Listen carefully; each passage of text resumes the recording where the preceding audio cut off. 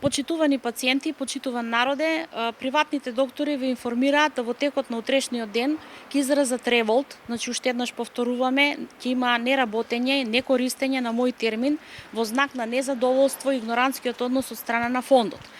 Долго време ги бараме нашите барања, луѓето се веќе на рап на екзистенција, малите места каде што нема наталитет немаат од што да дадат покачување на минималната плата од 18.000 денари. Луѓето во кои што се концесионери добија енормни сметки за струја, исто така никого не го интересира од која капитација ќе ја платат. Казните знаете дека ги платија докторите, така да енормна е работата, нигде во свет нема казни во време на пандемија кај нас се случија.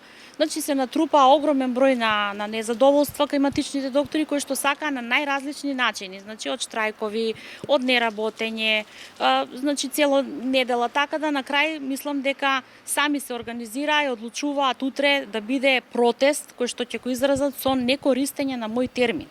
За се во една цел единствена да се дојде до решение, да не повика фондот и да седне да се разговара. Исто така добив повик од заменик министерот Рендевски, утре ќе се одржи состанок во негде во период од 2-2,5 во зависност како ќе стигнам во Скопје, каде што да се надеваме нели со новиот заменик министер да би постигнале некои придвижувања. Исто така се направи и 2 средби со министерот новиот кој што е господинот Беким Сали, кој што навистина го фокусирал и го лоцирал проблемот да огромен број во Македонија има места каде што нема амбуланти, нема здравствен кадар.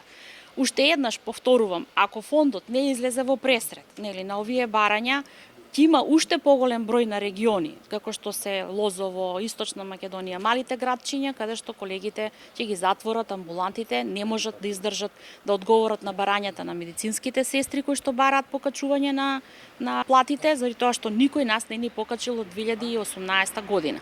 Сметам да во интерес на народот, кој што е наше најголемо богатство, ние постоиме заради него, уште еднаш го информираме нашиот народ да си дојде во текот на денешниот ден да си побараат хронична терапија од своите матични доктори, за да не останат без терапија. Иначе во најголем дел луѓето на почеток на месец идат и си ја подикаат.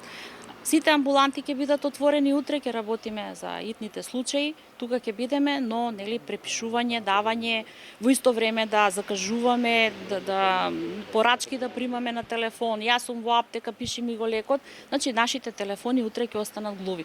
Бидејќи толку многу сме физички и психички исцрпени, мислам дека сме на рап на издржување на целокупниот товар.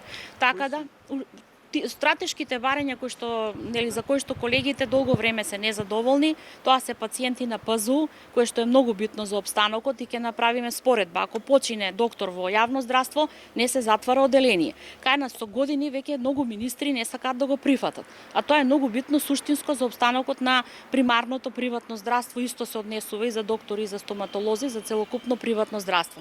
Другиот проблем е, значи мора да се воведе основен пакет на услуги, заради тоа што енормна работа, неограничен број на услуги, а при ограничени средства од 63 денари, исто така е неиздржливо. Значи сите наши пациенти од прилика 2800 се двои за здравство. Значи рачунајте од таа сума матичниот доктор добива само 63 денари. Значи каде се другите средства, мора да се зголеми процентот за двоење на средства за докторите, за медицинските сестри, за да има здравствен персонал во секој дел од Македонија.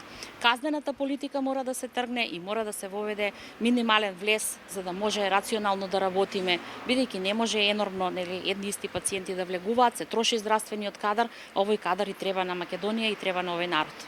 Генерално ова е заради покачувањето на платата? Да, значи огромен број. Да. Медицинските сестри работат за 15.000 денари? Значи, овоние места каде што се мали градчиња, мојата медицинска сестра едната зима 28, другата зима 26. Значи, не е проблем за големите градови, за Скопје, но ние сме здружение во кога и знаете и Виолета имаше проблем во Виница кога не можеше да најде медицинска сестра и тоа е суштината на постоењето на здруженијата. Или ние ќе се грижиме еден за друг, или нема да не биде. Со секој ослабување, намалување на бројот на доктори во Македонија, а намалени се од 1800 до 436, се ослабува и здруженијата и суштината на сето постоење.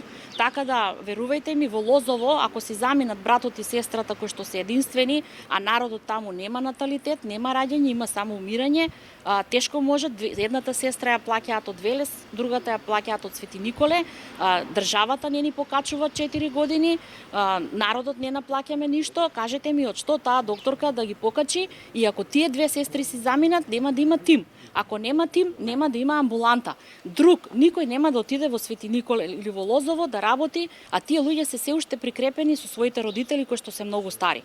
Затоа ние мора да ги задржиме малите места, бидејќи и таму има народ и тој народ е вистинско богатство. Да не зборувам за Виница, за Пехчево, за Берово, каде што моите колеги се исцрпени, се многу возрастни, нема болници, работат 24/7. Ние од кога е короната немаме приватно време.